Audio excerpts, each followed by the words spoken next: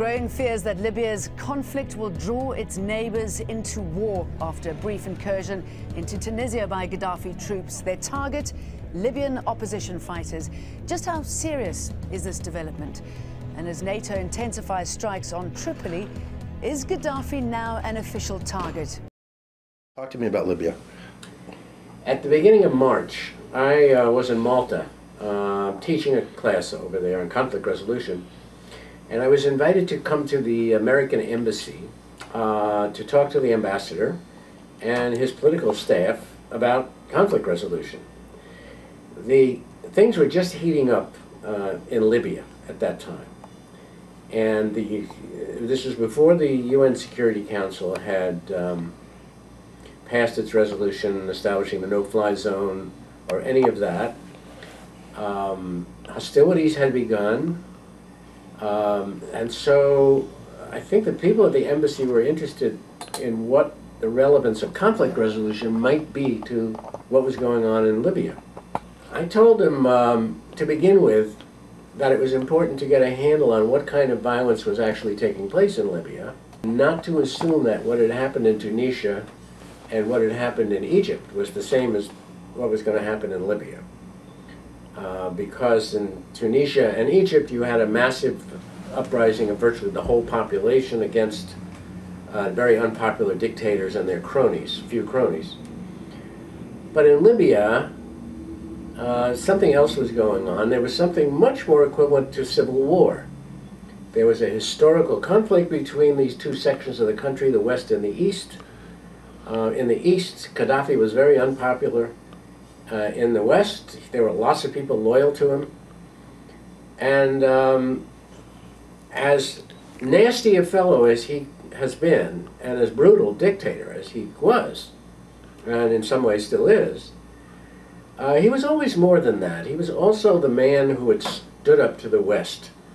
He was also he's the only leader of an Arab oil-producing country who stood up to the West and demanded a major say in how the resources of the country were going to be exploited and who was going to benefit by them and so forth. We have civil war over there. It's not just a revolution against an unpopular dictator. It's a war where there's a large number of people who are on one side, a large number of people on the other side, right? We know what a civil war is. But as soon as you admit that it's a civil war, which at this point lots of people hadn't yet done, then the question is, what should an outsider do? If you want to minimize the killing, if you want to help people in a particular country solve their problems without getting a whole lot of people killed, what can you do? And the answer is what I profess, is conflict resolution. The answer is not just negotiation, not just cutting a deal, but getting responsible people from both sides together, not necessarily the leaders who are kind of locked into positions and so forth, and then privately, confidentially, using a trusted third-party facilitator, trusted and skilled. You help the people on both sides of the conflict to discover what they're really fighting about, what they most want, what kind of, in this case, what kind of Libya do they really want? Yes, in many cases, not all cases, but in many cases it works because both sides have reasons to question whether the way they're disputing, whether the way they're fighting is going to actually get them where they want to go. If, for example, it turns out that that there's a trend towards what may be the splitting up of Libya into two different provinces, you know, a west and an east, that's something that most Libyans don't want to happen. If it looks as though the fighting is going to go on and on and on and more civilians are going to get killed on both sides, that's something most Libyans don't want.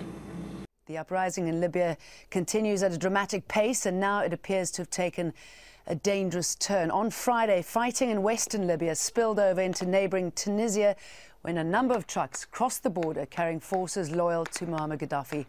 The incursion left dozens injured, with at least one person killed. Opposition fighters have now retaken control of the border outpost, but the latest events have raised the prospect of an escalation of this war. Today, and there's an article in the New York Times by a former lieutenant general, retired lieutenant general, who used to train the Iraqi army under Bush. And he says, these airstrikes are not going to work. Everybody knows that what's happening in Libya has gone way beyond the no-fly zone, that we've chosen sides in a civil war. We're now trying to aid one side against the other, and that our aim is regime change in Libya, just as it was in Iraq. But you can't get regime change by striking from the air, especially if you're concerned about protecting civilians. So some people are now saying, well, we have to use the gunships, the A-10, etc., and helicopter gunships, and go into the cities where Gaddafi has mass support and kill Gaddafi's people. But how are you going to do that without killing clearly going to kill a lot of civilians? Well, then we'll use drones and predators and, predator missiles. And that's being done. Drones dropped missiles on Gaddafi's headquarters yesterday. Lots of people apparently were hurt. Gaddafi wasn't, although I guess nobody would have shed any tears on the American side or the NATO side if he'd been killed. But that's not going to win the war either. So according to this general, the only thing that's going to win the war is boots on the ground. NATO and the Americans have got to basically invade Libya and put boots on the ground, and then they can win the war. I mean, stop me if you've heard all this before somewhere, right? The coalition is turning up the heat on Colonel Gaddafi. US armed Predator drones have joined the mission to seek and destroy the embattled leader's arsenal. The Allied forces have been engaged in the country's civil conflict for more than a month now. But with little to show for it, the deadlocked war is causing widespread concern about its cost. Laura Emmett reports. For Libyans, it's been a long, hard month. Airstrike after airstrike by NATO forces in the middle of an increasingly violent civil war. But in the midst of all that bloodshed, what's been achieved?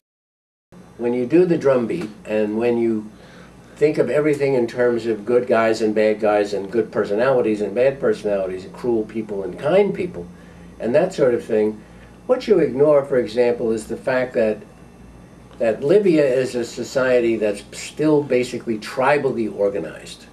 There are some big cities, and there are, not everybody owes their primary loyalty in Libya to tribes, but lots of people define themselves, especially as members of tribes, and even some people in the cities do.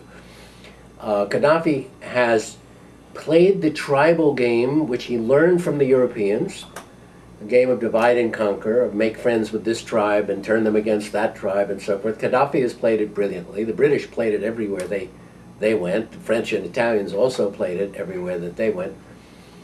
And so, for lots of reasons, Libya is still a country in which one's tribal loyalty determines to a great extent one's political stance. But things are even more complicated than that, because Libya is one of those countries whose main product, as we all know, is oil. It's the 7th largest oil producer in the world. And that raises the question of how you have basically a one-crop economy that can also be a healthy economy.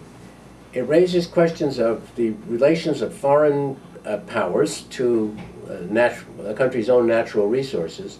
And it raises questions about the relationship of elites that get the lion's share of the resources at home to the other people who don't at home. Those questions have not been resolved by Muammar Gaddafi.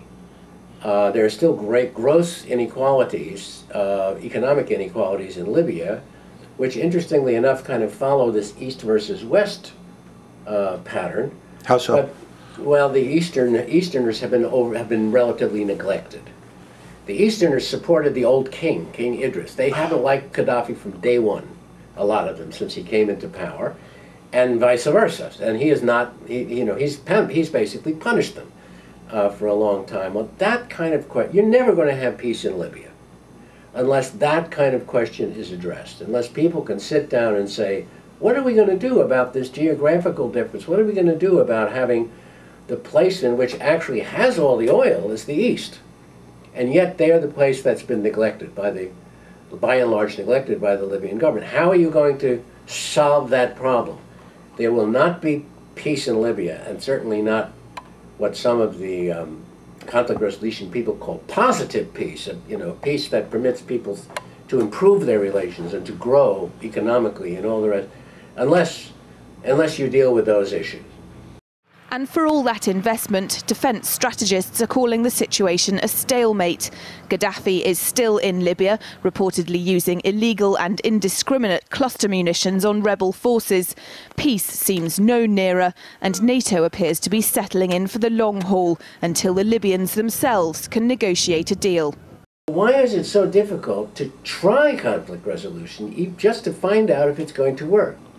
I think if we kind of leave the Libyans alone with a facilitator, they would actually come up with some very interesting ideas about what kind of country they want.